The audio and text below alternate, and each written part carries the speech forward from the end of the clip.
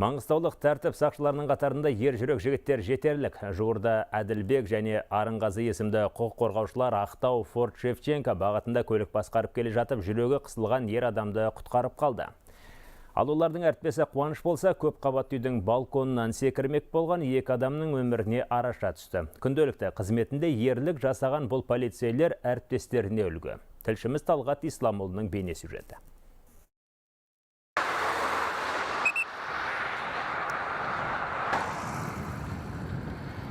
Әділбек Айтжановтың құқық қорғау саласында жүргеніне биыл 6-шы жыл. Ол қызметтік серігімен бірге Ақтау Түпқараған ауданы арасындағы жол қауіпсіздігін бақылайды. Көлікте жүрегі қысылып, есіне таңған ер адамды осы трасса бойынан тапқан. Науқасты дереу қызметтік машинаға салып, емханаға бағыт алады.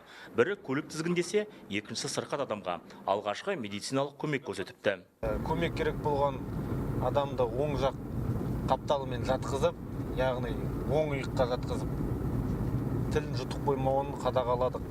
2-3 күн шамамен өткеннен кейін менің қасымдағы напарнигіме Арынғазы деген жігітке жаңағы зардап шеккен адамның балалары келіп рахметін айтып, адамның аман қалғаны жөнінде айтқан болатын. Патрульдік кезекте жүрген инспектор Қуаныш Сансызбаев 11-ші шағын аудандағы көп қабатты үйдің балконына шығып тұрған ер адамды байқап қалады.